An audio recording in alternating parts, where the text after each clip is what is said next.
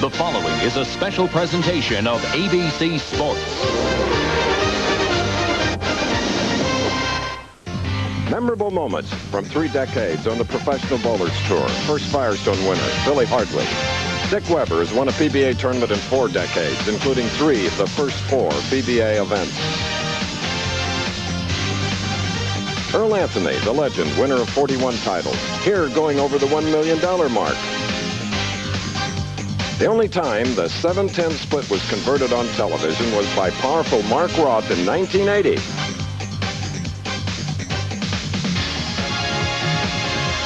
Marshall Holman, the PBA's all-time leading money winner with earnings of more than $1.4 million. Pete McCordick's exciting 300 was only the 4th of 5 we've witnessed on television in 28 years. A $100,000 shot. And a new breed for the 90s, talented Pete Weber. Stylist Brian Voss. PBA Player of the Year, Metta Monticelli. And the man many people consider the Player of the 80s, Mike Albee.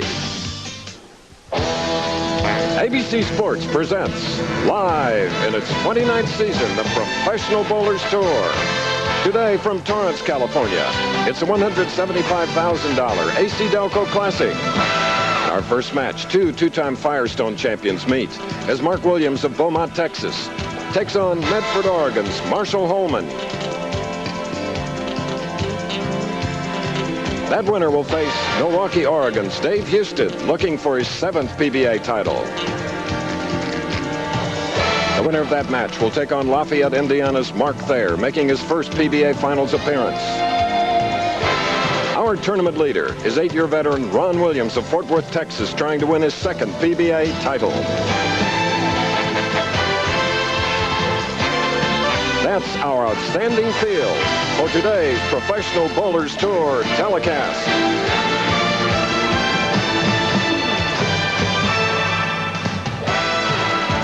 The Blue Pacific, only a mile and a half from the Gable House in Torrance, California.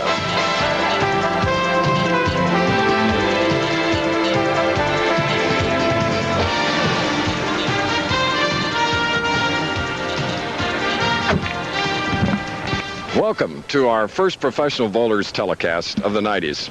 I'm Chris Schenkel. As we begin our 29th season of this series, ABC's commitment to professional bowling is stronger than ever. We'll be with you for practically every week through July. A total of 24 telecasts this year with record-breaking prize money, a total of $3 million.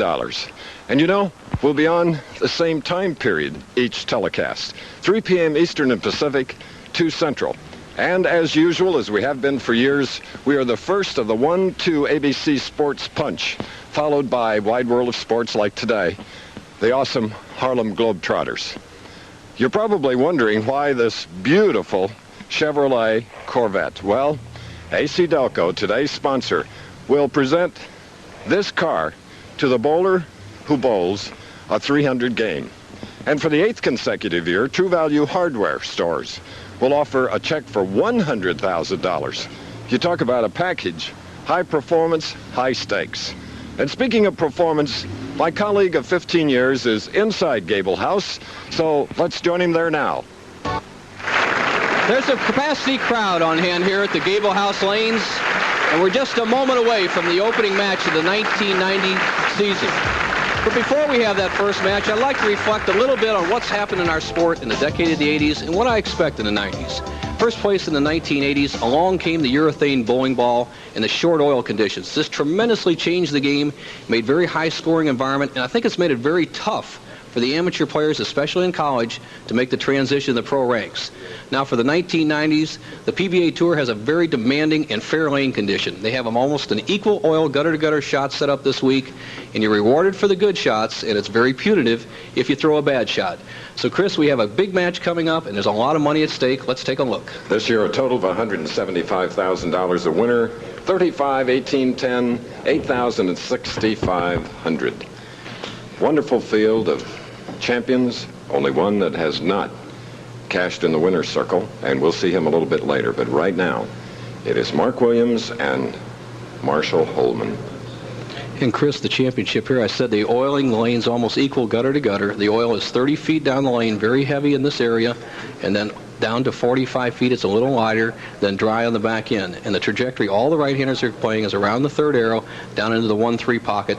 You got to keep the ball in play, avoid the open frames. Here's a look at Beaumont, Texas. Mark Williams qualified 5th. Look at his average, 217.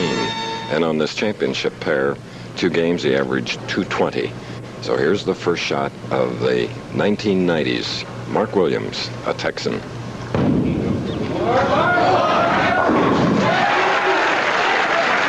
the 85 and 88 Firestone champion, Mark Williams.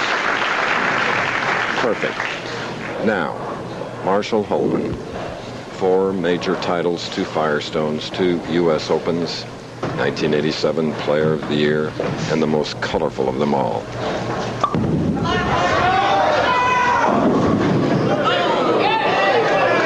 Well, that high hit nearly got him in a lot more trouble, Bo. Well, Marshall, as we well know, is a very animated player, and he gets a good break right out of the chute here as you look at his classic style. Watch how steady his shoulders and head stay all the way through the shot. Arm swing, shoulder high, wrist cocked, a low profile at the line. He has as good a form as anyone in the sport.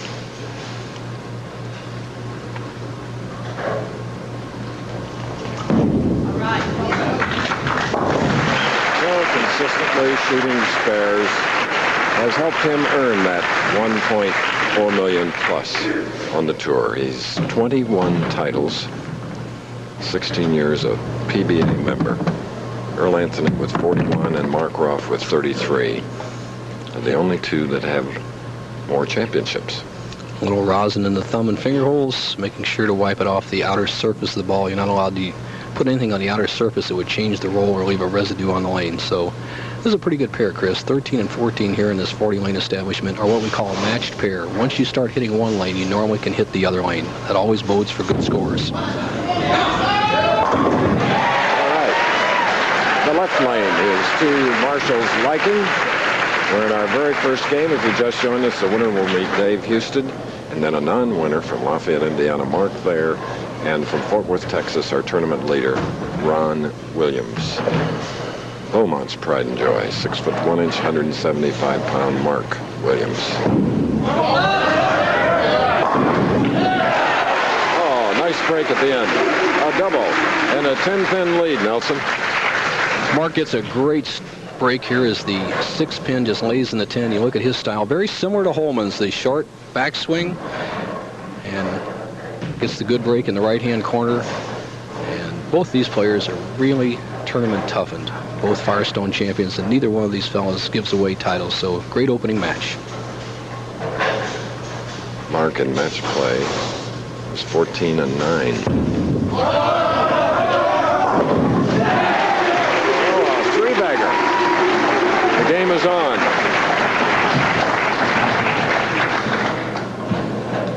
Well said. Holman threw one ball on the right-hand lane. We saw he left the 6-pin. He immediately went over and got another ball that didn't hook quite as much. A lower surface friction urethane bowling ball. He made the adjustment, got a strike on 13. Let's see if it works on 14.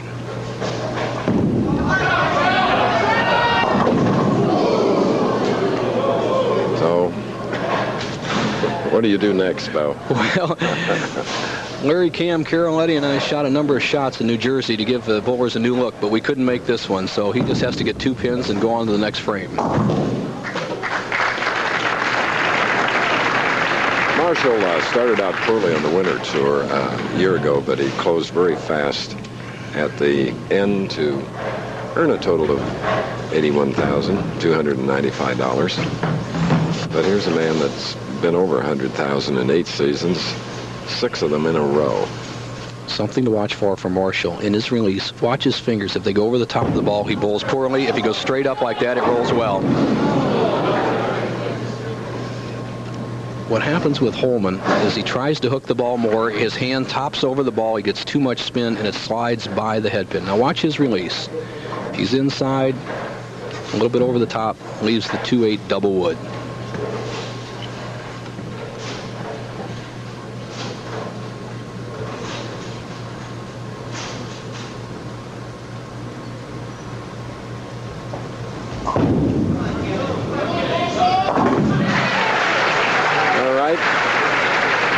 is a 34-pin lead now held by Mark Williams here at the Gable House in Torrance, California. We'll be back. 16 stops on the winter tour to be followed by 8 more in the spring tour.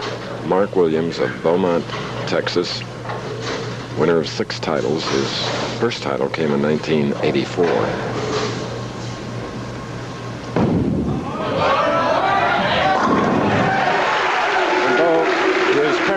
Luann and Wayne Williams have flown in to cheer him on, and at this point they're very happy because 4 in a row.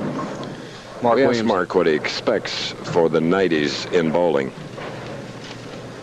Well, my last 2 years on tour, I've achieved a goal of cashing in 75% of my tournaments. I'd like to continue this consistency, hopefully win more tournaments. I've won 6 tournaments the past 6 years. I'd like to win more tournaments in the 90s and hopefully start off the 90s with a bang this week. He had a 4-bagger going until now, the 5th frame, but it's still a heck of a start. Mark Williams, when he maintains an even ball speed, such as 17 or 18 miles per hour, he's very effective. This particular ball, he rolled much slower than the first 4 frames, drifts high, leaves the 3-6-10 spare. Pretty tough shot here in the 5th frame.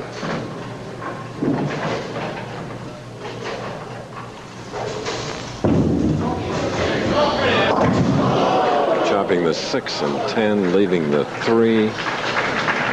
So that'll bring things much closer. And with Marshall Holman now spare working, he'll be shooting in the 5th frame. Williams has 115 through 5.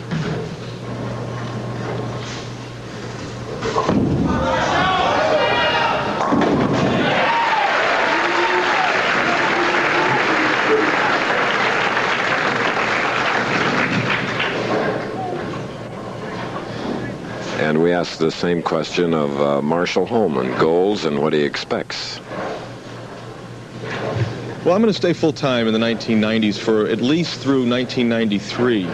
However, if I'm still bowling real well at that time, I'll reevaluate and maybe stay out even a little longer. Okay. With that talent, he get a lot done. A lot of 4s this week here at Gable House. Players have played that deep inside trajectory all week long. As I said earlier, the lane conditioner oil is applied almost equal channel to channel, so you have to play just left of the track, fall in it right at the end. One thing about Marshall and our telecast, this being his 98th telecast, he is a time saver because he doesn't take much time in getting the job done. Now Williams. One of the terrific head-to-head match play bowlers.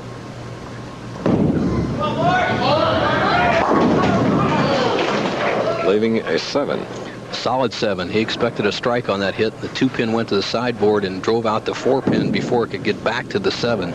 A little bit disappointing as you see the style of Williams playing that deep inside line around the 3rd arrow. Now watch the action of the 4-pin though. On the left-hand part of your screen, the 2-pin goes right in front of it, clips it off, and it doesn't take out the 7.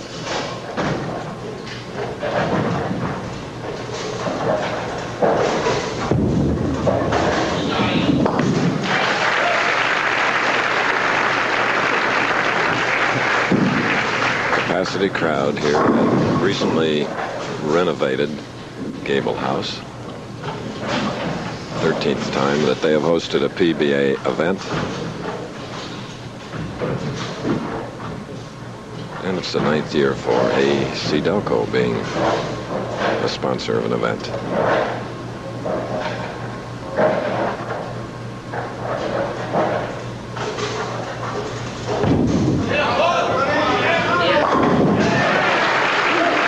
Strike in the 7th frame, leading by 29-10s here in our first match, Mark Williams. There's the trophy for the winner.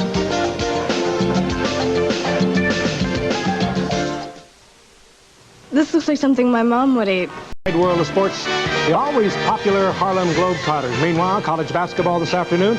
Second-ranked Georgetown defeated DePaul 74-64, 26 points for Alonzo Mourning. And ninth-ranked Georgia Tech is at 17th-ranked North Carolina State, 92-85 in the Atlantic Coast Conference. Okay, back to more bowling and Chris Schenkel in Torrance, California. Chris? Right. Torrance, not too far from Frank's Bakersfield. It's a little trek. But in that Chevrolet Corvette we arrived in, it wouldn't take that long. But two powerhouses in college basketball, Bo, holding up to form. Georgetown and Georgia Tech. Good game. And for Holman, who now trails by 29 pins going in the 7th frame, he needs to pick up his ball speed. He's a little bit tentative. He needs to keep the speed up, and what that'll do is keep it from breaking so sharply in the 1-3 pocket. Hopefully he can set up a strike. 7th frame. One thing about Marshall, he registers his feelings facially. Doesn't wear it on his sleeve necessarily, but you know exactly how he feels. And record-breaking performance by Mike Albee last year, nearly 300,000. Monticelli, what a year he had, and Ballard, of course, as well. There were 11 professionals that earned $100,000 or more. So the opportunities are getting great, Bo, out on the tour. Much better. Key shot for Holman, 8th frame.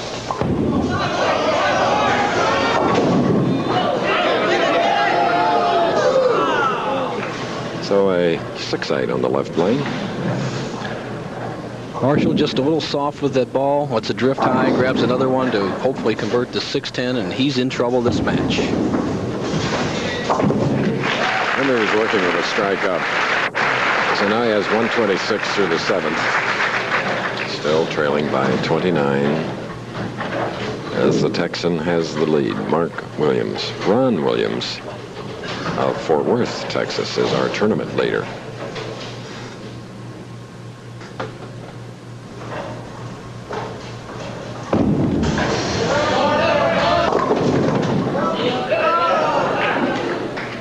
Leaving the 10. Well, as I said, there's what we call an equal oil gutter-to-gutter shot here, and there's no help. If you pull the ball on the PBA Tour right now, it goes high in the nose. You throw it wide, it stays wide. And so the players do not get rewarded for bad shots. And both these players have rolled errant shots in the 8th frame. They've come away with relatively easy spares, but the match is still in Mark Williams' hands by 29 pins. You saw the earnings of Mike Albee and Monticelli. Albee finished 9th this week at this event. Monticelli 25th.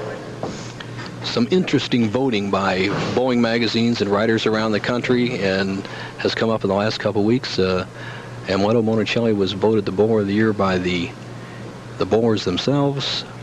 As you see, the Harlem Globetrotters will be following us next from the Bahamas. Paradise Island. All in support of the victims of Hurricane Hugo, St. Croix in particular, the Virgin Islands. The Williamses, knowing their son has the match well in hand, with just 2 marks, he'll guarantee a victory. He has to make this 10-pin and fill the 10th frame. Chris, going back to some of the voting, Marshall Holman was voted the player of the decade by his peers, and some other magazines voted Albee, so it's up for anybody's grabs. Who is the player of the year? I still say they have to beat Holman week after week. He's the toughest. Okay. So it's a spare in that foundation frame for the leader, Mark Williams. Mark, 32 years old. His opponent, 35. Marshall Holman. Spare up, 9th frame.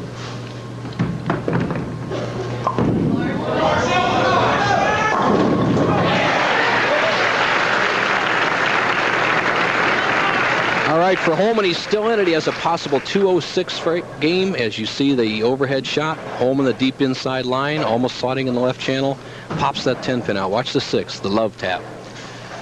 Now Holman needs a strike here in the 10th and the 11th to have any chance to win. That would force Williams to mark. If Holman doesn't strike on either frame, the match is over.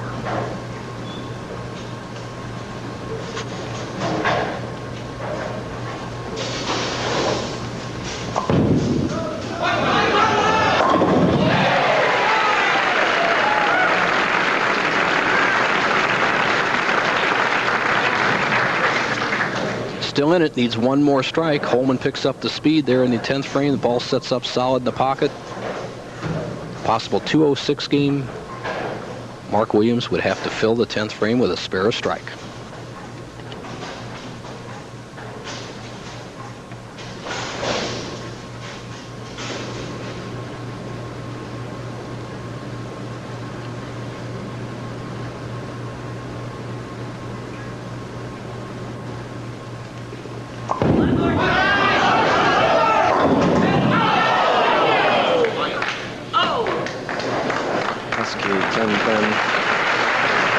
Marshall Holman, who had 5 TV appearances last year, 2 seconds, a third, fourth, and fifth.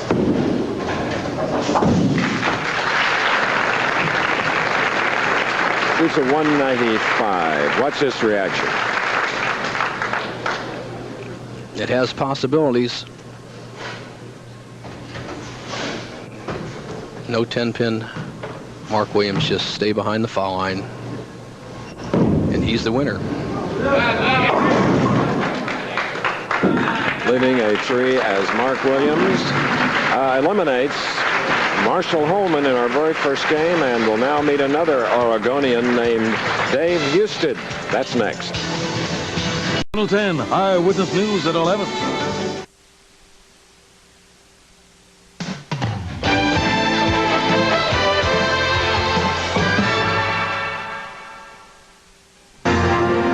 The Pro Bowlers Tour. Brought to you by AC Delco. Automotive parts that don't just fit, they match. By True Value Hardware. For quality selection and personal attention, make True Value Hardware your store first choice. And by Firestone. Watch us. We're on the move. Our first match has ended, and with 6 strikes, Mark Williams of Beaumont, Texas, has eliminated Marshall Holman, 213 to 195. Well, we've always pointed out that music is one of the great international languages, but the Harlem Globetrotters, I think, communicate with everybody all over the world. And Mike Adamley, who hosted the Harlem Globetrotter show on today's premiere of Wide World of Sports, I guess you'd have to say they helped a lot of people in the Caribbean. Well, Chris, their story has always been about more than just basketball. They went down and visited many of the people in St. Croix afflicted by the effects of Hurricane Hugo, and they really, truly are ambassadors, goodwill ambassadors. I don't think I've ever seen a group of athletes who have the ability to touch people like the Harlem Globetrotters. And ladies are involved, too, the females. Yes, Sandra Hodge is currently their female player, great dribbler, a 3-time All-American at the University of New Orleans. She's special to watch. Well, Mike, I'm looking forward to seeing it right after we're off the air here with the Pro Bowlers Tour. I'd like to do that sometime. I go way back to the days of Andy Verapapa and Carmen Salvino. My dad's a friend of Eddie Elias and Dick Hoover, so grew up in the shadows of the Riviera Lanes in Fairlawn, Ohio. So I've been watching you guys for a long time. Well, I'm glad you're on our team, Mike. You made a great addition, and we'll watch Wide World following our telecast. Chris, good to see you both. Thank you, Mike. Take care. Thank you, Mike Adamley. Well, the Kingpin standings, Budweiser coming back for the second year, sponsoring a $50,000 pointless competition. It'll run through winter and spring tours. Players finishing among the top 24 will be awarded points, and each tournament leader receives 10 bonus points. Like today, Ron Williams, our tournament leader. The winner today will get a much bigger total. It was won last year by Mike Albee, Del Ballard, and then Monticelli. And Budweiser will have 2 of our events this year. So we look forward to those as well. 2 tough seasoned players coming up now that both made swing changes or arm swing changes earlier in their career and has made them successful players. David Husted, Mark Williams.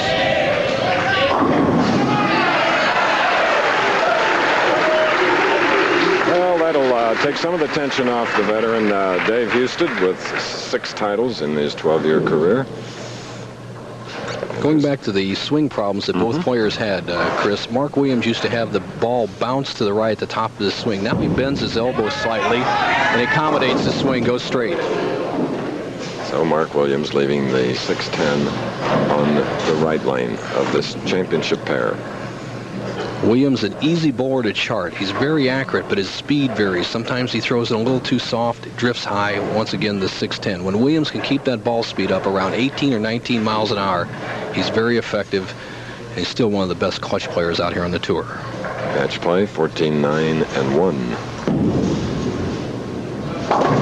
That's how the top 24 how they compete the final stages in order to get to the final 5. Our format is the same practically from day one in 1962. And the overhead angle. This is looking up the lane, straight down the lane. This is the left-hand lane, lane 13 in this 40-lane establishment. Look at the position. Mark Williams on the approach. The deep inside line. He'll slide over by the left-hand channel, start the ball down the middle, and swing it back. And now the 6-time winner is faced with the 4-7-10. The force over the brow. 4-7-10, very difficult, and you have to slide the 4 over into the 10. So he's got to get the ball over to the left-hand side of the 4-pin and slide the 4-pin over into the 10 to convert this difficult split. And there's how it should look.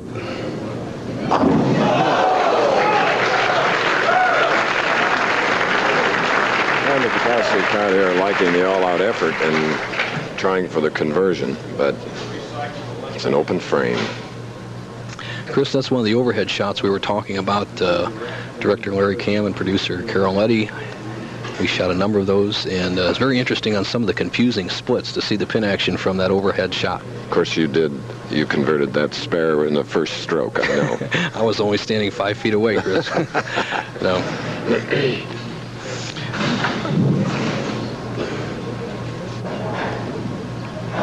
Directly overhead, you'll watch the approach of David Husted. Watch how close he slides to the foul line as he tries to get a double in the early going. And the young man who won his first title in 1982. What an auspicious way to begin in Houston, winning the United States Open. And Chris, when he gets hot, remember how he averaged almost 250 in winning that U.S. Open. And Husted, a well-trained, good all-around athlete, basketball player in high school, good golfer. But when he gets hot on the bowling lanes with that high backswing, he gets that great rhythm going, shoots as big a scores as anybody. Off to a great start here.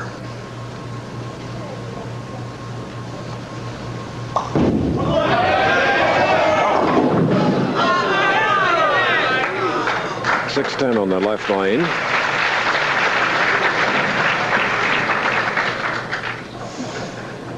Once again, the head-on shot, the deep inside line that all the players are playing. Husted just pulls the ball slightly, breaks up the 6-7-10 split, ends up with a 6-10 spare.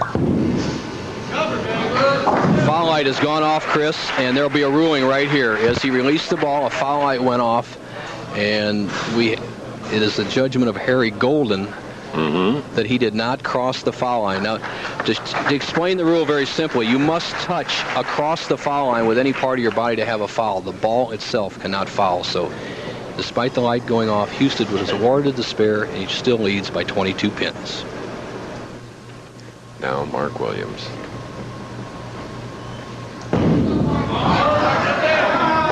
Wonderful comeback after the open frame. In the third for the first game winner, he defeated Marshall Holman 213 to 195. AC Delco Classic in Torrance. $35,000 on top, Chris. That's a good opening week. What a wonderful invention in the 50s, Nelson. The automatic pin setter, the bowels of the bowling center, eliminated the need for pin boys and has made the game wonderful for everyone.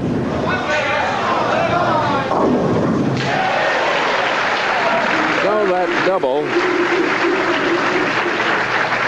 beautifully done by Mark Williams.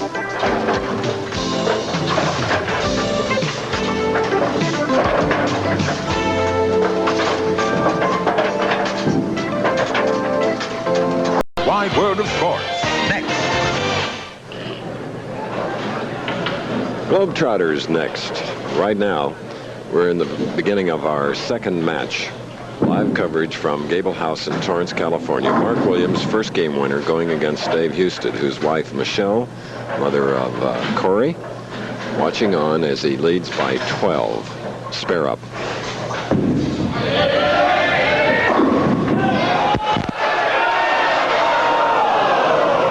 Shaky. Almost gets a super break as a pin comes from the right-hand part of the lane. It's probably the 3-pin or the 6-pin that came off the right-hand sideboard. An unusual pin action, almost trips out the 4.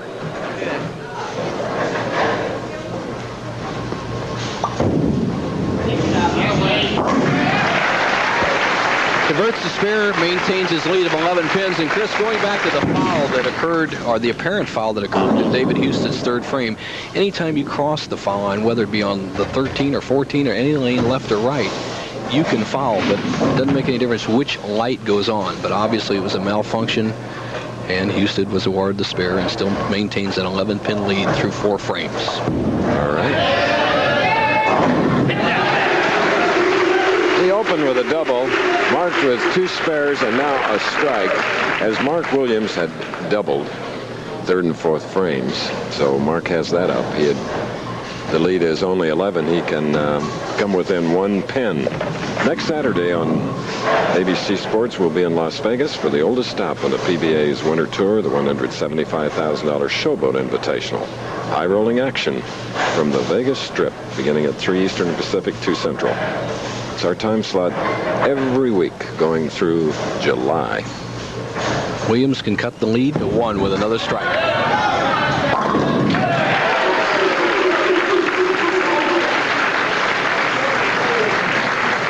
Tremendous concentration written on his face. High game this week was a 299 for Mark, leaving a wobbly 7.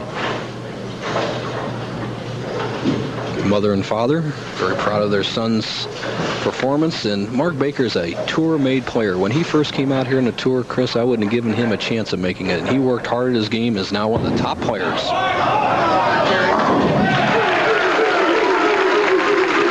And now Mark has strung 4.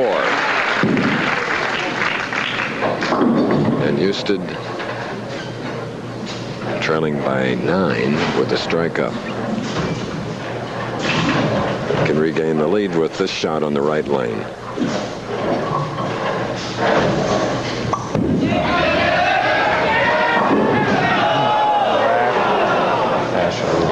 Pretty aggressive shot by David Husted as he speaks to himself. I like it when he keeps his ball speed up. Husted with that real long arms and a high backswing. When he tries to slow down his shot, he decelerates at the bottom of the swing and doesn't get an effective ball. He's not going to strike every time, but if he throws it that way, he'll be mighty tough. We asked Dave Husted of Milwaukee, Oregon, what his goals were for 1990. Well, hopefully in the 90s, I can put a lot of experience that I've gained in the 80s to good use. I like to go out and continue to be a consistent money earner. I like to win a few tournaments and lots of money. Okay, good goal. 12 years experience already under his belt.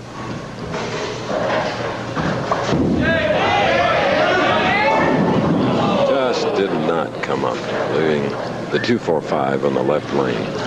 245, probably the most chopped spare we have in the sport of bowling. Is you can cut right through and chop the 2-4 off the 5, but ideally go right between them and split them.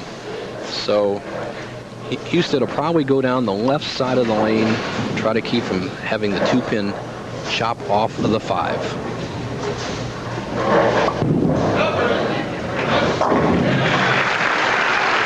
All right, nicely done on the 245. Crowd appreciating his skills, and so do we. See more of the skill after this. Hit the Las Vegas Strip on the oldest stop of the winter circuit, the Showboat Invitational, next Saturday on ABC's Pro Bowlers Tour. Did you know? Well, you can punctuate that one. Marshall Holman, who was eliminated in the first game by Mark Williams, has earned $1.4 million on tour. And I think he'll continue adding to it. Holman, 35 years old. He looks as sharp as ever as I watched him today, and he has one of the great talents. And he'll be in Las Vegas with all the rest of the top pros. All right. August, Las Vegas, Showboat Invitational, then the Pinole Open, Northern California, where we had a power outage just 1 year ago, our first telecast. Oh, body angle. Look at that. Count them. 5 in a row. Great pin action by Mark Williams. He sends the head pin to the sideboard and wipes out the 2, 4, and 5, 7 pins takes a commanding 22-pin lead through 7 frames, can extend to 32 pins by making it 6 consecutive strikes.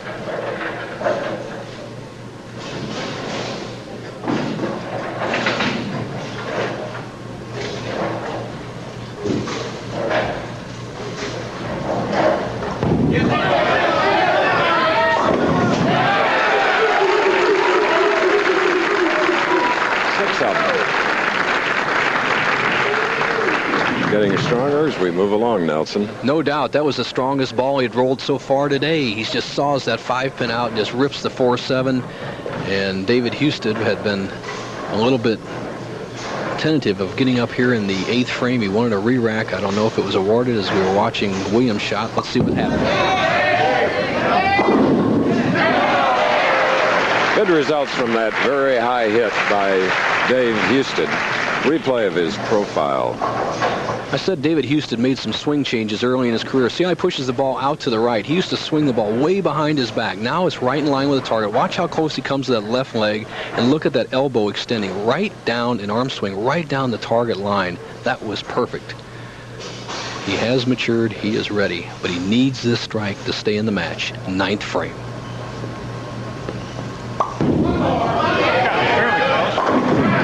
Dave Husted. He looks like the All-American boy, and he is, believe me. Back-to-back honors, the Steve Nagy Sportsmanship Award, voted by his fellow players, and he is exactly that. What a disposition. Yes, his father, Champ Husted, who was a pro bowler in the 60s, who runs 2 bowling centers up in the Milwaukee, Oregon area, has to be very proud of him. Right now, Mark Williams going at a 236 pace. Husted can still bowl 235. It's up for grabs. Leaving the 6-10 after 6 in a row. He had 6 strikes in his first game victory over Marshall Holman, 213 to 195. From the overhead, you see the deep inside line of Mark Williams. A little soft with the shot. Drifts up high. Almost leaves the 6, 7, and 10 pins. But by not striking in the 9th frame, he leaves the match up for grabs, as who can perform in the 10th frame will win this one. Both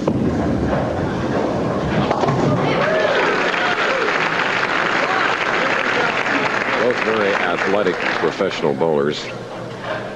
Williams 6'1", 175. Husted 6'2", 170. And in shape. Both these players projecting the score. Let's say that Williams goes strike spare. He'll finish with 234. David Husted could strike 3 times in the 10th, 11th, and 12th frames. We would have a tie.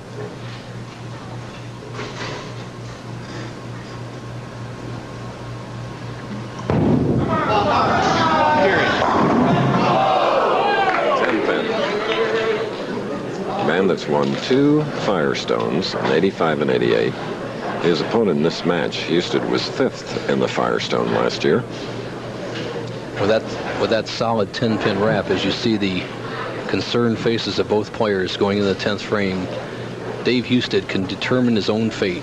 He has a potential 234. The best Williams can roll is 233.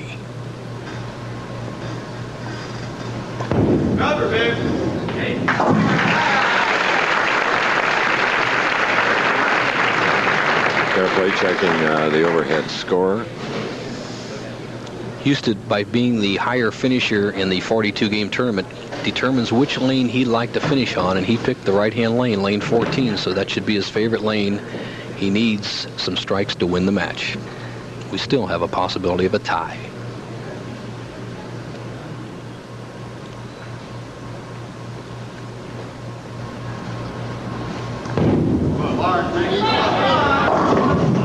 Really reaching out for that one. 6-10, and it's a 231 for our first game winner, Mark Williams. Looked like Mark was just a little bit lazy on that fill ball there in the 11th frame, getting only 8 pins. A strike would have made Husted strike 3 times. Now David Husted needs 2 strikes and an 8 count to win. Anything less, and he loses.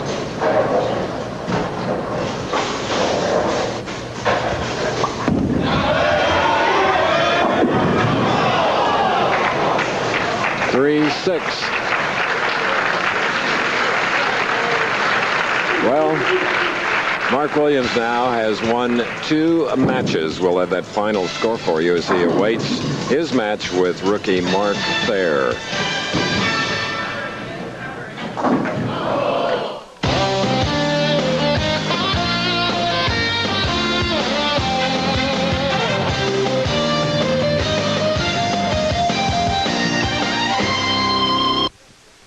Welcome to the 1990 version of the Bowling Tips of the Week here on ABC, a tradition for a number of years. Our opening tip involves scoring. Just a little review. There's only 3 things you must remember: strikes, spares, and open frames. Let's take a quick profile look at a score box. Let's say in the first frame I knock all the pins down with my first shot, a strike. Now, strike is 10 pins plus the total of the next 2 shots rolled. Moving into the second frame, let's say I knock down 9 pins with my first ball. Then I miss the next shot. So now I have what we call an open frame. But the first frame has a strike, so it gets 10 plus the next 2 shots rolled. That'd be 9 more, so it's 19. 9 more added in the second, 28. Come up in the third frame. 5 pins on my first ball. Now I shoot the spare shot and knock all the remaining 5 pins down. Now a spare has a bonus of 10 pins plus the pins knocked down on the very next shot. So coming up in frame 4, let's say I knock down 7 pins. Add 17 pins to the 28 I had in the second frame. I have 45 in the third. Now there's 3 pins remaining standing in the fourth. Let's say I only knock down 2 of them. So now I have an open frame in the fourth. I have 9 more pins to be added to my 45 in the third, 54 in the fourth. Remember, bowling is a cumulative scoring system. I hope you enjoy the tips all year long, and I hope this is a good start for you in the 1990 season. ABC Sports brings you the ultimate bowling home video. Now, let's get on with the action. Learn how to fix your problems the right way. Improve your game strategy. And practice smarter. It's Bo Burton's instructional video, Score More. Just $24.98 plus $3 shipping. Call 1-800-4ABC-VCR. Husted leaving with a check for $8,000. Holman, who lost the first game, $6,500. And our thin setter works beautifully, as they do all over the country, revolutionizing the game of bowling for all of you. Showboat Invitational to stop. That is 1 week from today, and we'll be doing the finals of the ARC Pinole Open 2 weeks from today. Bo? You're right, Chris, and here's the numbers for this week's tournament. 160-man field, average game was 203, 213 to make the top 24, 206 to cash. That was Brian Gable. Here's some of the other finishers. Baker and Williams very close to the top 5. Duke and Albee, all steady players, top players. Pensek, who won his first tournament, and from Osaka, Japan, Sakai, Ozio, Ferraro, steady names there, getting better every week. Tilton and Peterson, a couple of California boys. Lawrence, watch that name, and Westlake, the clutch player, making the top 24. Gladke and Jerry Eisen and Burt Rose got to be proud of their touring pro Palmer Falgren, and there's Palumbi and Berardi, and rounding out the field is Taylor. Larry Stevens had a good week. In 24th place, Paul Moser, and Amleto Mocelli just missed the finals, and he lost a roll-off 299 to 240, so he's out of the top 24. Okay, it's Mark Thayer, a non-winner from Lafayette, Indiana. 31-year-old Mark Thayer. He had the best match play record in the final 24 games, winning 17, losing 7. Has never rolled a ball on TV in his life.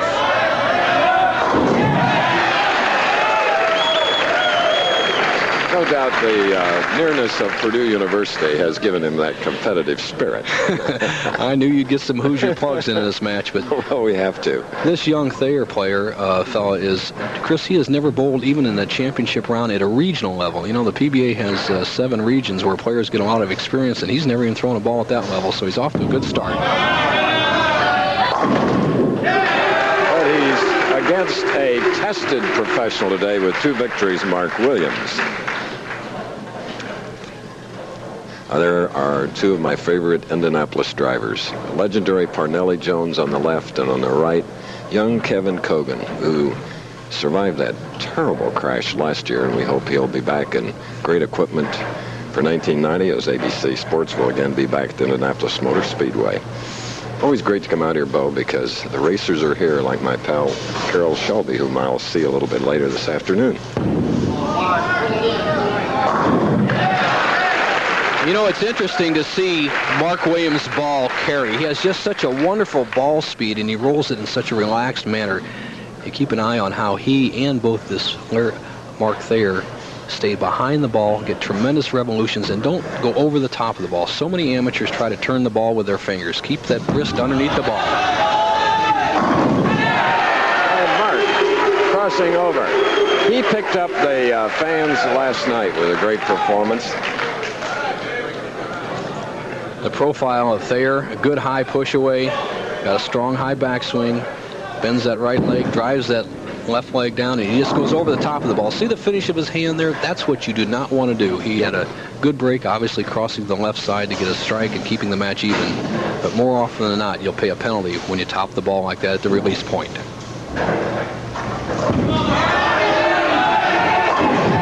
at that. 5 frames. Strikes. 3 by Mark Thayer. 2 by the man that's up on the approaches. Drying the hands. Great start. It is. Stone-faced Mark Williams. Wonder who his hairdresser is, Chris. Did a good job. Yeah, he's got a little extra there, though.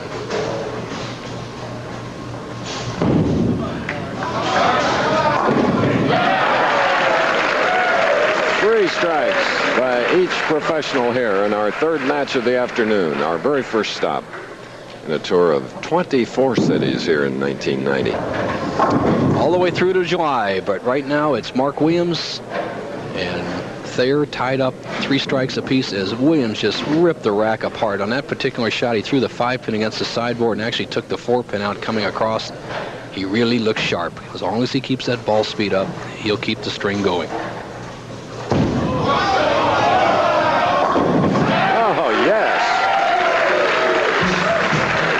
Don't go away. Our third match of the afternoon, they are perfect.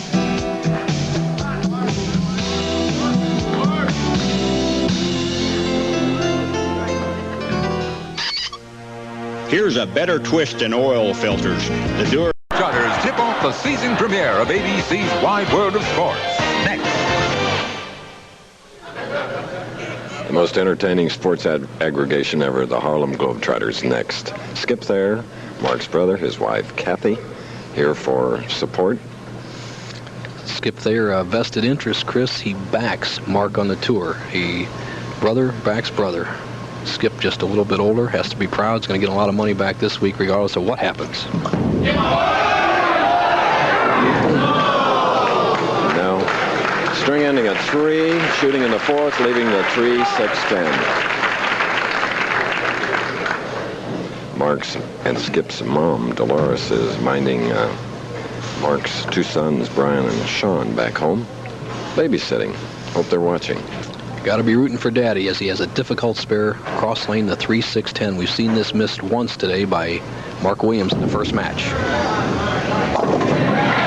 And the foul light is on again. We asked him about the goals for 1990. Well, I've had the past 2 years, I've had some real good learning experience, and coming into the 90s, I hope to have more consistency in my game and keep cashing more often and making finals, and hopefully start this 90s off with a bang this week. Okay.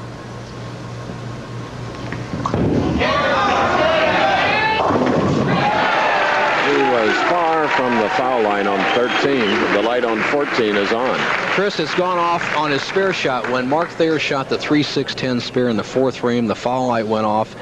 Obviously, he didn't go over the line. Harry Golden, our tournament director, ruled that he didn't go over, and now it goes off again on 14, so watch the break he gets. Watch the 3-pin, the 3rd pin on the right-hand part of your screen as it chops between the 6 and 10 that pins the second crossover strike for Mark Thayer.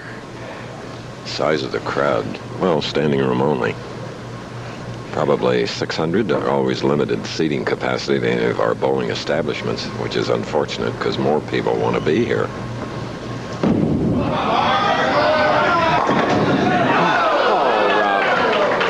After 4 in a row, a 7-pin right lane.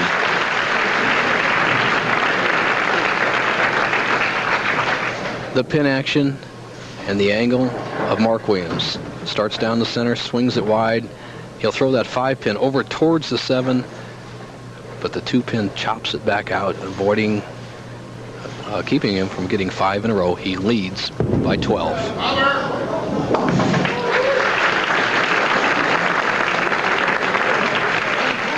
The winner of the semifinal game will meet the tournament leader, Ron Williams, from Fort Worth.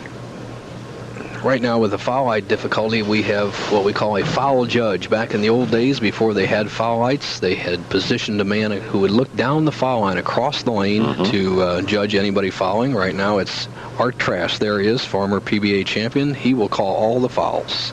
No longer will the lights count.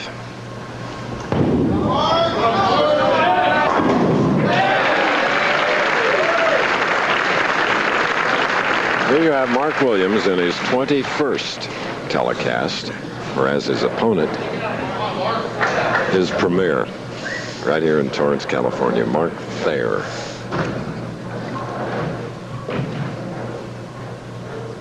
Can come within 2.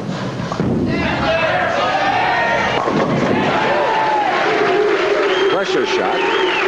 Now only 2 pins separating. Mark of a champion. Thayer has a wild shot in the 2nd frame, gets a good break, makes a strike out of it, and capitalizes in the 3rd with a good strike. Gets a good break in the 5th and capitalizes once again the 6th. And one thing to watch about this young man is his good straight arm swing and his release. He has a tremendous release, a terrific roll on the ball. When he hits the pocket, he makes those pins talk.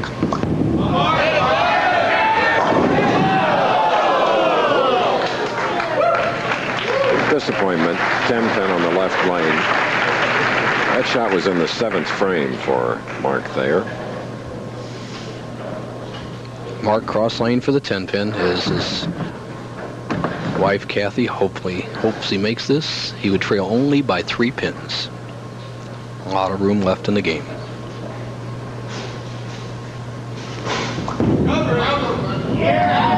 Mark joined the tour in 1987 after working 10 years at a gear manufacturing plant in Lafayette, Indiana.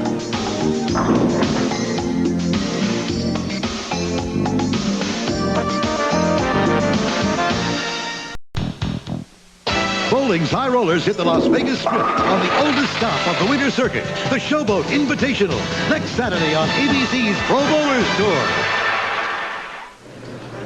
Yes, in from Detroit, 9th year of AC Delco sponsoring.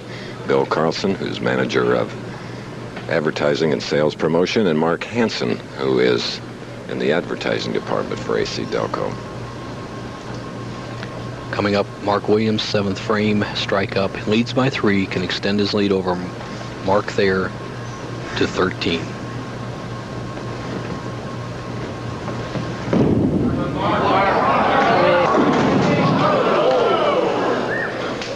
Second 4-pin of the afternoon. Thought we'd see a lot more, but... Well, that's the shot they were leaving, Chris, a lot of. When you play the deep inside line, you don't want to throw the ball too hard, so you have the ball slide by and leave the 2-4-5 or even a pocket split. So a tendency of a player to soften up to get a little more break on the back end causes them to leave a lot of 4-pins. I feel Williams obviously staying very close in the match. Has been very tough so far. He's won 2, and he leads in this one. Loser of this match, as we look at Mark's clearance, will get $10,000. But the winner will have an opportunity to bowl for a total of $53,000 in the final game, 35 of which goes to the AC Delco champion. Mark Williams, the only player left in this trio that is eligible for the Firestone Tournament champions. Mark Thayer never has won a tournament. Ron Williams has won one, but he's not eligible this year. So we may have a new champion if Williams can't go all the way. Well, now Mark Williams faced with a 310 on the left lane. What do we do here, Bo? Well, the 310, the baby split, is one of the most common splits that anybody will leave, whether it's a pro or an amateur. And the key is to get the ball right here to the right of the 3-pin, let the ball deflect into the 10. There's how it looks from the overhead shot. Let's see how Williams handles it. Needs this to stay in the lead. Well, things tighten up here. at Gable House in Torrance, California. The man that won the first 2 matches, Mark Williams. And it's a 10-pin lead for Thayer. We said that the key to the match plays right at the top of the championship round was to avoid the open frames. Williams gets an open frame, and let's see if Thayer can jump on it right here. 8th frame.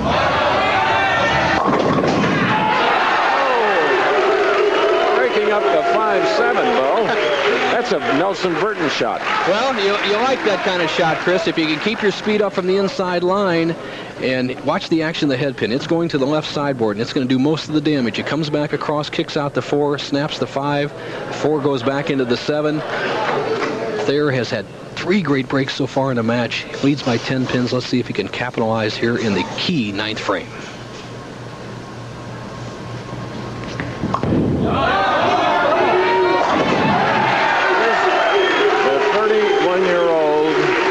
Professional married to Kathy, at whom you just saw. That is his first television appearance. Lips getting a little dry now. Had the best match game record. The 24 head-to-head people, 17-7, and had 2-game average on this championship pair of 239.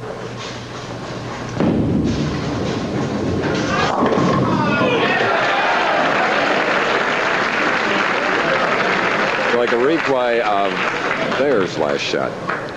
Head pin goes to sideboard, does the damage. Now to set up the championship is a 20-pin difference. Mark Williams still has a possible 236. Thayer going at a 236 pace. Obviously, a good chance for a tie.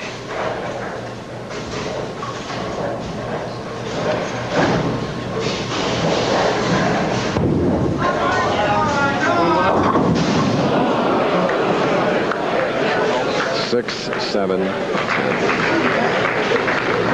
Well, Williams needed a strike there, Chris, and he dejectedly picks up another ball, and he's just going to take a quick swing at this. Thayer is going to win this match. So Mark Williams, who won the first 2 games, will have to be content this week at least, or with $10,000. But this young non-winner has a chance for 35 in the next game.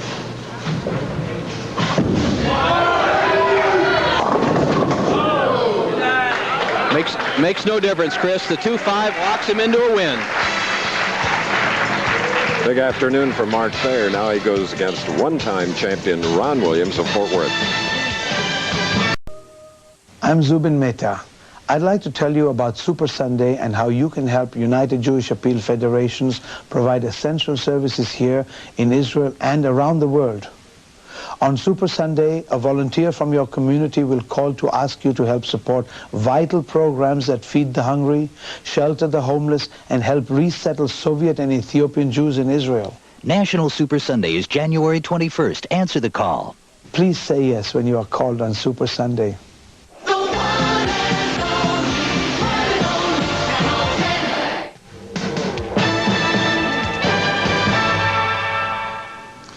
Frank Gifford live once again from New York with a college basketball update. 4th-ranked Oklahoma has beaten Texas today, 103-84, and 7th-ranked the University of Nevada at Las Vegas beat Temple 82-76. A reminder, coming up next, the season premiere of ABC's Wide World of Sports. We'll have the special charm and magic of the Harlem Globetrotters from the Bahamas and the presentation of our Athlete of the Year award to cycling's Greg LeMond. Right now, however, let's rejoin Chris Schenkel for today's final match. Chris? Okay, Frank, and form is holding up in college basketball, as you've indicated. But here in Torrance, California, not necessarily, because we have a non-winner who has just upset Mark Williams, and he will go into the final against Ron Williams. 222-204 with 7 strikes for Mark Thayer. First television appearance ever accepting the pressure, Nelson. Well, you're right, Chris, and he's throwing some really, really good shots, and he capitalized on a couple of good breaks he got, so he took advantage of it. He leads 222-204. And we'll have our regular Ask Bo segment, and there's the address. We'll try to do the best we can to answer any questions that anybody has, and it'll be starting next week. So there's the address to send me any kind of letters you have. Now the championship match, Chris. Here we go. Ron Williams won his only title in the 1980 Ed Budweiser Classic in Columbus, Ohio. PBA tour member for 10 years. Last year, a little over 50,000 on tour. bent arm delivery, as you will see. First shot, championship game.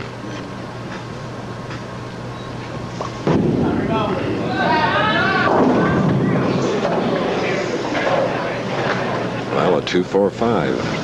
A bit tentative, but being the tournament leader, Chris, I like to see a player throw a little bit harder. You hate to go up high and get a split coming around the chute. The first frame does not win championship matches. What he has to do is get the ball right over here between the 2, 4, and 5 and let it roll right through and cover the spare.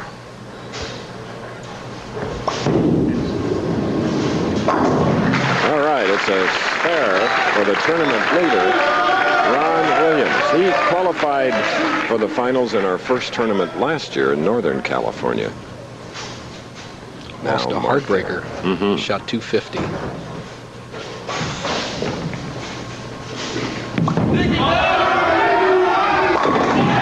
a man with 7 strikes in his first TV game ever. 222 to Mark Williams, 204.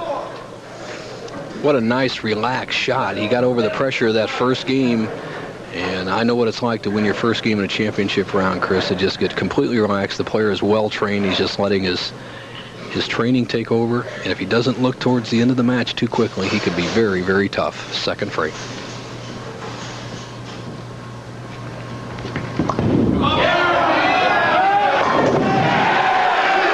Listen to that crowd. They've adopted this Hoosier. He explained it. He said, well, they know that Purdue is in love with basketball just as UCLA here in California has been for years under a Purdue coach named Johnny Wooden.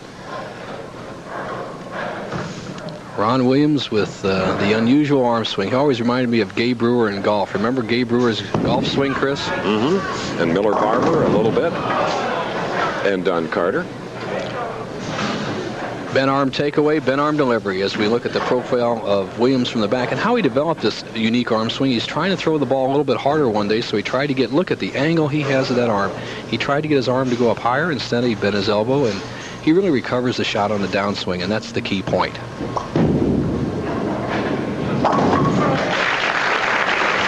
Difference of $17,000 winning or losing. And Bonnie, see the tension on her face. Ron's wife. Ron was from the St. Louis area, actually Cahokia, Illinois, just across the Mississippi River. And when he married Bonnie last year, moved to the Dallas-Fort Worth area. And we'll be in that area in 3 weeks for the Quaker State Open. Williams has been light in the pocket and high. Let's see what he does here in the third.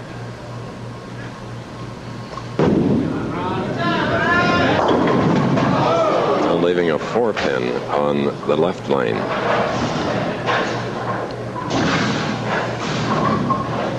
This is how Nelson and I see the lanes, and especially the championship pair. We have a perfect seat. We don't even have to pay for a ticket. Not bad, Bo. Slightly to the right. We're behind lanes 15 and 16, the championship pair, 13 and 14. That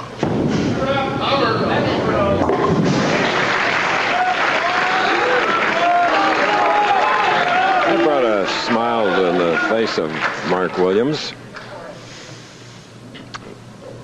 Ron Williams, now Mark Thayer. Big shot for Mark. He's got an early lead, but Williams has the experience. Thayer would love to get way out in front. He can extend to 24.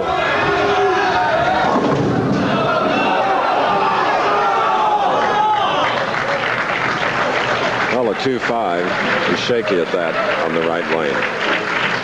That's the combination he left in the 10th frame of the last game after Williams had given him the match, and he chopped the 2 off the 5. Let's see if he makes some sort of change. And you do not have to wait till that pin quits wiggling. You can still shoot at the pins while they're moving, if indeed the rack doesn't interfere. Very wiry, powerful 31-year-old from Lafayette, Indiana, leading by 12 here in the title game. Last year's champion, in fact, winning his second AC Delco Classic, Randy Peterson finished 15th here in 90. And the man who will get knocked out of the Firestone by this game is George Branham III, and he won the AC Delco Classic to qualify. So, important tournament in the early part of the season.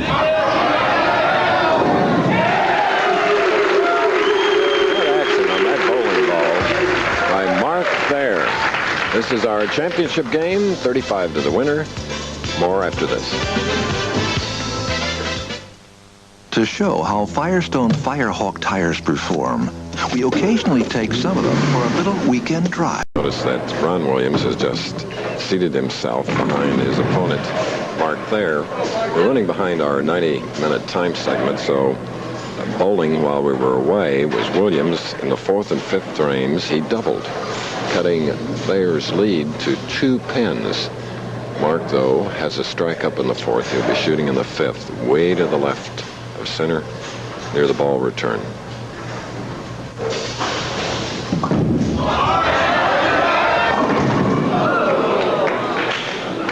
Another 2-4-5. 3 out of the last 4 shots on the right-hand lane have been 2-5 combinations for Mark Thayer. The 10th frame against Williams, then in the 3rd frame, and what happens is he throws the ball a little bit too hard as Kathy looks on, throws the ball a little bit too hard, it slides by the head pin, and anybody who bowls knows that this is a very missable spare for any quality player.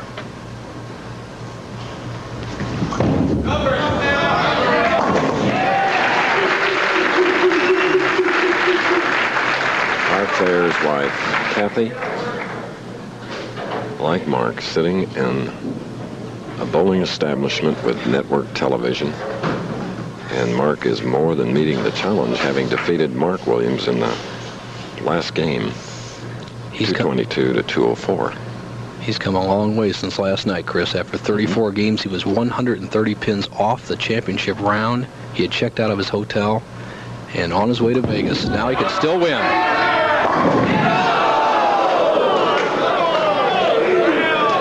That wasn't helpful at all, was it? One of his best shots, the solid 8. Apparently right where you want to throw the ball, just too much power. The 5-pin gets chopped straight back off the 8. An easy spare, but normally you get more than that and end up with a strike. So the margin is just 1 pin if Mark converts here in the 6th.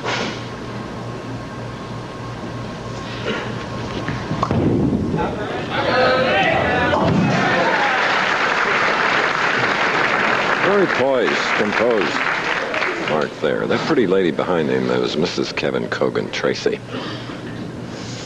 I know there'd be somebody in our viewing audience that would wonder who that pretty lady is. Beautiful girl. Yes. Mark Williams, using a full fingertip grip, has one of the smallest hands of a pro bowler, but he sure gets the action on the ball.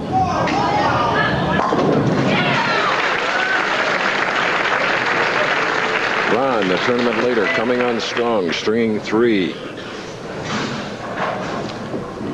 Let's take a look at the grip of Ron Williams. I said he uses the full grip, just sticking his fingers in down to the first knuckle, but he has such a small hand, he doesn't get the big turn on the ball. A big hand, you can get tremendous turn on the ball. Ron keeps it right in play. See the ball slightly drilled off label.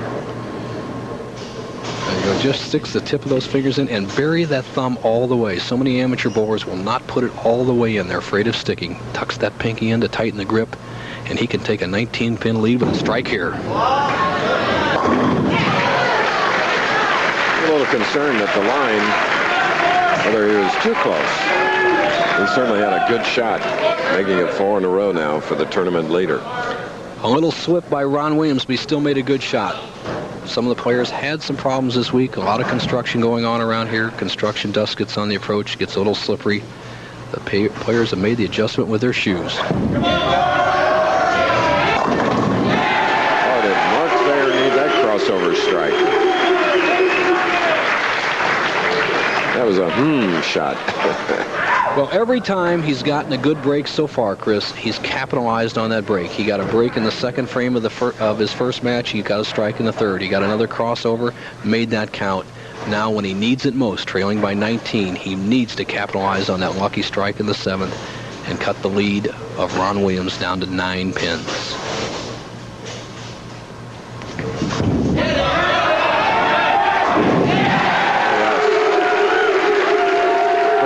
Like a many-time winner, this non-winner, Mark Thayer. I am really impressed, Nelson. Got that Hoosier blood in him, Chris. Is that what it is? I guess. He's capitalizing on the good breaks. Anytime you cross over and get a strike, you've really avoided a split. You missed so far that you actually were rewarded for a bad strike, a bad shot, and it's kept him in the match. Let's see how Williams responds.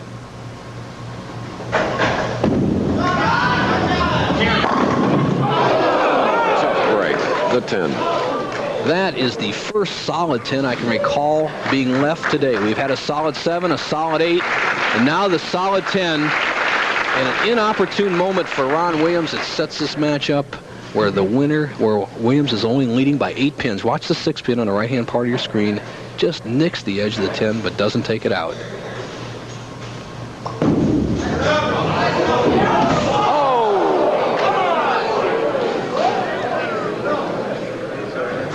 Unbelievably, Ron Williams slides by the 10 pin. If he had struck on that particular shot, he would have opened up a 19 pin lead, got a bad break, left a solid 10, lets the ball slide off in the channel, and has gone from a potential 19 pin lead to 4 in arrears with just 2 frames left. It's anybody's match.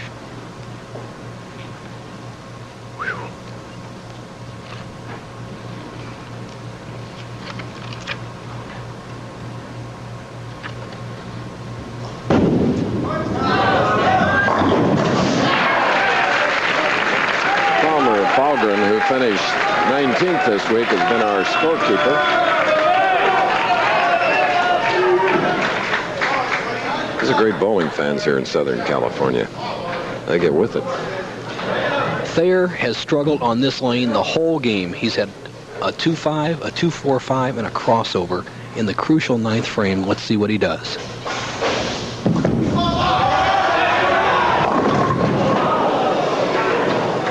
Again, the familiar 2-4-5. Well, he's got it down how to make it. He missed it the first time, the 10th frame against Mark Williams, and he's converted it twice in this game. He needs to make it to maintain a 1-pin lead going into the 10th frame. Once again, as we said, these matches will be very close and very competitive with this type of lane condition that the PBA has set out here, and it's proving to go in the 10th frame once again.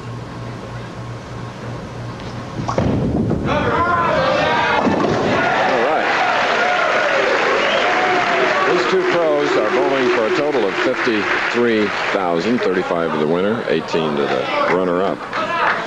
Look at that, leads by the narrowest of margins. Well, we have 2 opponents going head up each other, trying to get into the Firestone Tournament Champions. Thayer looking for his first victory. Ron Williams trying to requalify. 2 wives sitting side by side, looking at a $35,000 paycheck. It all comes down to the 10th frame. Thayer leads by 1. 5 went out, leaving the 2-4.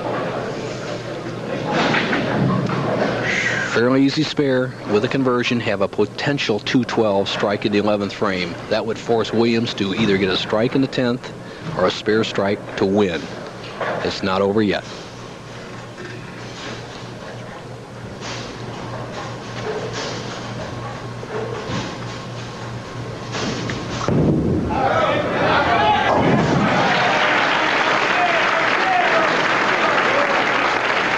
Non-winner in his second match, first time ever on TV, and he did win his match against Mark Williams, 222 to 204, but this one is close.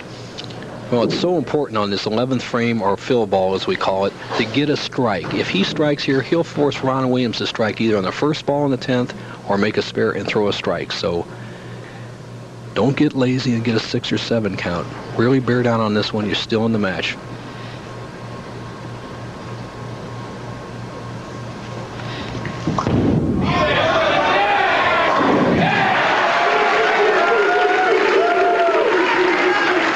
Gave one look at his wife, Kathy, after that powerful strike and closing with a total of 212. Well, the destiny's in Ron Williams' hands. He's a good clutch player. I saw him grow up in the St. Louis area. When he needed it, he usually got it. He needs a strike and a spare, or a spare and a strike. Anything less, he can either tie.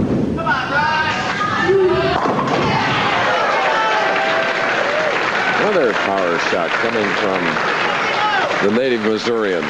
I was going to say tie or lose, but Ron Williams, clutch player, proves once again it comes down to the 10th frame on the Professional Bowlers Tour. With that shot, he slams the door in Mark Thayer's face.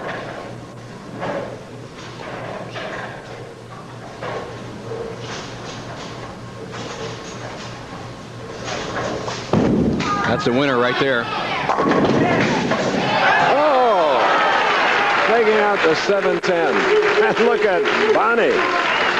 The second championship for Ron Williams, $35,000. Let's go back to TV1 in New York and Frank Gifford.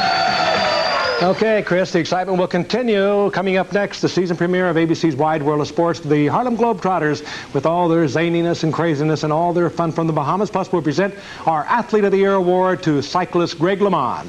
We'll return to bowling. This out. I've invented a new sport called beach bowling. Wait a minute, Lou. Wrong show.